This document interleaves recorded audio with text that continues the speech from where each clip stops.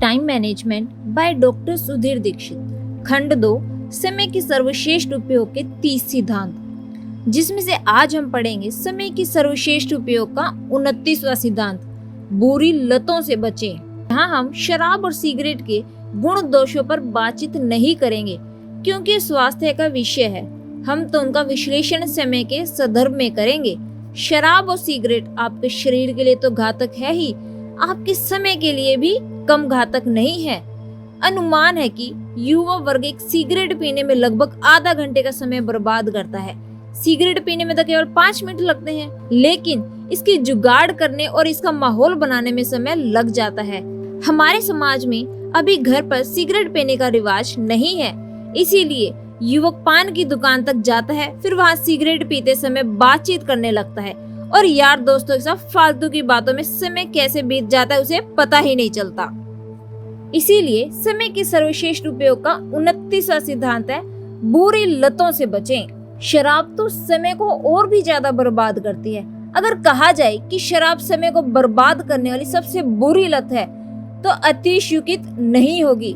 देखिए, एक तो शराब पीने में बहुत समय लगता है, दूसरे पीने के बाद आदमी किसी काम का नहीं रहता। वह न कुछ कर सकता है, न किसी जगह जा सकता है, न किसी से मिल सकता है, न ही फोन पर ढंग से बात कर सकता है। शराब पीने के बाद दुर्घटनाओं की आशंका बढ़ती है, सो अलग। यही नहीं, शराब पीने से अगला दिन भी खराब होता है क्योंकि इसकी वजह से अगली सुबह सिर दर्द या हैंगओवर हो जाता है जो दोपहर तक चलता है। शराब की आदत छोड़ने से हमारा बहुत सा समय बच सकता है। सिगरेट और शराब के अलावा भी कई बुरे लतें होती हैं जो आपका बहुत सा समय बर्बाद करती है। ये मनोवैज्ञानिक आदतें होती हैं जिनमें उलझकर आप अपना समय खुद बर्बाद करते हैं। एक प्रमुख आदत है दूसरों की बुराई करने या इधर की बात उधर करने की आदत। यह आदत समय प्रबंधन के लिहाज से बुरी है क्योंकि इसमें आपका बहुत समय बर्बाद होता है। बहस या लड़ाई करने की आदत में भी आपका बहुत समय बर्बाद होता है, तनाव होता है, सो अलग। इसीलिए इन आदतों से बचे।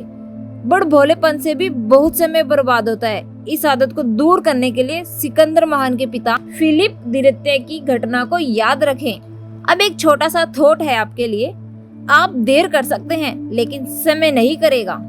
अब सभी प्रमुख यूनानी शहरों पर कब्जा करने के बाद फिलिप द्वितीय ने लैसेडिमोन पर चढ़ाई करने का फैसला किया और वहां के नागरिकों को यह चेतावनी भरा पत्र भेजा, तुम्हें सलाह दी जाती है कि तुम अविलंब संपर्ण कर दो, क्योंकि अगर मेरी सेना तुम्हारे शहर में घुस गई तो मैं तुम्हारा खेत नष्ट कर दूंगा, तुम्हारे नागरिकों को मार डालूंगा और तुम्हारे शहर को जलाकर राख कर दूंगा।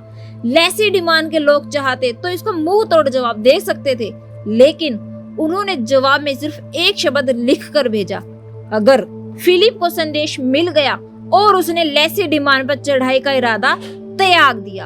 अब एक और छोटा सा थॉट है आपके लिए, आज बीते कल का परिणाम और आगामी कल का कारण है।